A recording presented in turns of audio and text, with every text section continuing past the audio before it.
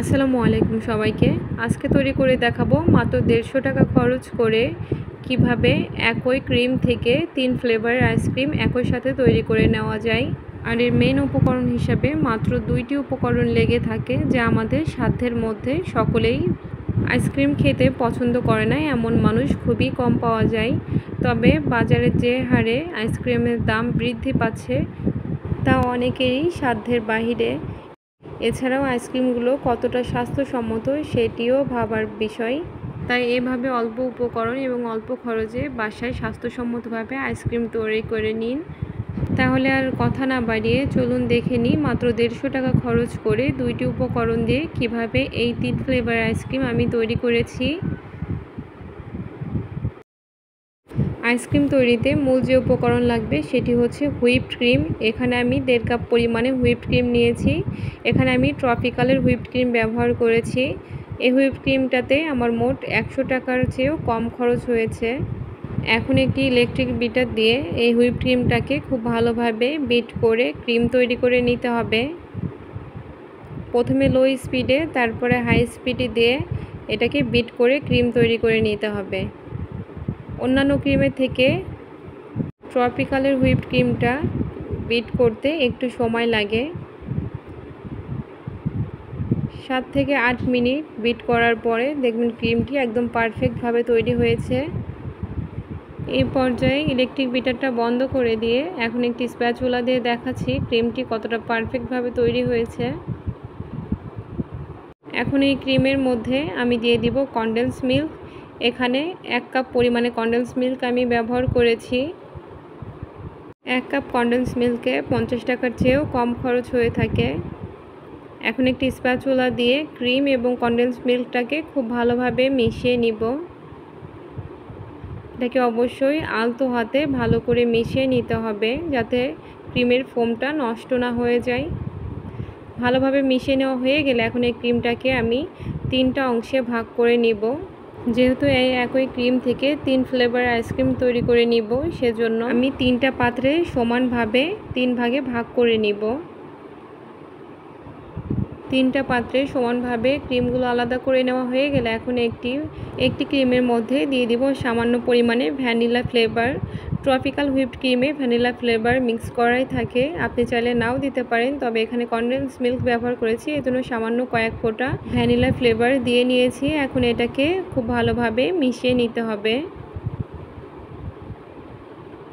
ভালোভাবে মিশিয়ে নেওয়া হয়ে গেলে এখন একটি আইসক্রিমের বক্স নিয়েছি, এর মধ্যে সম্পূর্ণ আইসক্রিমের ক্রিমটাই দিয়ে নিব। এখানে আমি ছোট সাইজের একটি আইসক্রিমের বক্স নিয়েছি।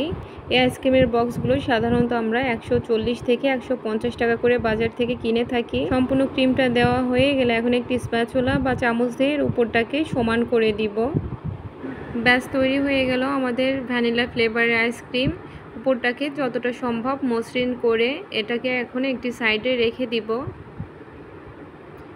এখন তৈরি করে নেব চকলেট ফ্লেভার আইসক্রিম। তার জন্য এর মধ্যে দিয়ে দিয়েছি সামান্য ভ্যানিলা ফ্লেভার এবং দিয়েছি 1 চা চামচ কোকো পাউডার। কোকো পাউডারটাকে আপনাদের গুলিয়ে দেওয়ার কোনো প্রয়োজন নেই, এভাবে দিয়ে স্প্যাচুলা দিয়ে আলতোভাবে মেশাতে থাকলেই খুব সুন্দরভাবে মিশে যাবে। এখানে আপনারা যে কোনো ব্র্যান্ডের কোকো পাউডারই ব্যবহার করতে পারেন। তবে কোকো পাউডারটা হাতের কাছে অ্যাভেলেবেল না থাকলে আপনারা চাইলে চকলেট গলিয়েও দিতে পারেন। এখন স্প্যাচুলা দিয়ে খুবই আলতোভাবে এটাকে খুব ভালো করে মিশিয়ে নিতে হবে, যতক্ষণ না সম্পূর্ণ কোকো পাউডারটা ভালোভাবে আইসক্রিমের ক্রিমের সাথে ভালোভাবে মিশে যাচ্ছে। ভালোভাবে মিশিয়ে নেওয়া হয়ে গেলে এখন এটাকেও একটি বক্সে নিয়ে নিব। ব্যাস তৈরি হয়ে গেল আমাদের চকলেট আইসক্রিম। এখানে আমি আরও একটি ছোট বক্স নিয়েছি, এর মধ্যে আমি সম্পূর্ণ আইসক্রিমটা দিয়ে দিব। সম্পূর্ণ আইসক্রিমটা দিয়ে দেওয়া হয়ে গেলে এখন এর উপর থেকে চামচ দিয়ে এটাকেও সমান করে দিব। উপরটাকে ভালোভাবে সমান করে দেওয়া হয়ে গেলে এখন এটাকে একটি সাইডে রেখে দিব। এটাকে রেখে দিয়ে এখন স্ট্রবেরি আইসক্রিমটা তৈরি করে নিব। তার জন্য আইসক্রিমের ক্রিমের মধ্যে প্রথমে দিয়ে দিব সামান্য পরিমাণে স্ট্রবেরি ফ্লেভার এবং দিয়ে দিব সামান্য পরিমাণে রেড ফুড কালার। স্ট্রবেরি আইসক্রিমে যে হালকা পিঙ্কিশ যে কালারটা থাকে সেটি আনার জন্য রেড ফুড কালার ব্যবহার করলে অল্প পরিমাণেই হয়ে যায়। খুব ভালোভাবে মিশিয়ে নিয়ে এখন এটিকেও একটি বক্সে সম্পূর্ণ আইসক্রিমটাই ঢেলে দিব। সম্পূর্ণ আইসক্রিমটা ঢেলে দেওয়া হয়ে গেলে এখন চামচ দিয়ে এর উপরটাকেও মসৃণ করে নিব। ব্যাস তৈরি হয়ে গেল আমাদের স্ট্রবেরি ফ্লেভারের আইসক্রিম। ছোট বক্সের আইসক্রিমগুলো আমরা সাধারণত দোকান থেকে 140 থেকে 150 টাকা করে কিনে থাকি। তবে দেখুন মাত্র 1.5 কাপ হুইপ ক্রিম এবং 1 কাপ কনডেন্স মিল্ক দিয়ে কত সহজে এই 3 ফ্লেভারের আইসক্রিম তৈরি করে নেওয়া যায়। এখন এর উপর থেকে কিছু বাদাম এবং কিশমিশ দিয়ে দিচ্ছি। এটা অপশনাল, এটা হাতের কাছে থাকলে দিতে পারেন, না থাকলে নাও দিতে পারেন, এতে ফ্লেভারে কোনো চেঞ্জ আসবে না। সবগুলো আইসক্রিমের উপর দিয়েই আমি এই বাদাম কুচি এবং কিশমিশ ছিটিয়ে দিচ্ছি।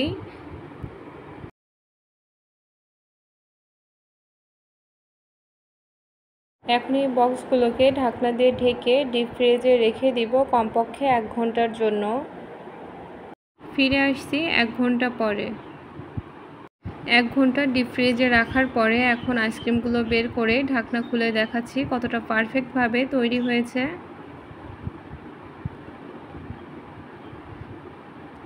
এখন এই আইসক্রিমগুলোকে সার্ভ করে দেখাচ্ছি। আইসক্রিমগুলো খেতে এবং দেখতে কোনো অংশেই দোকানের আইসক্রিমের থেকে কম নয়।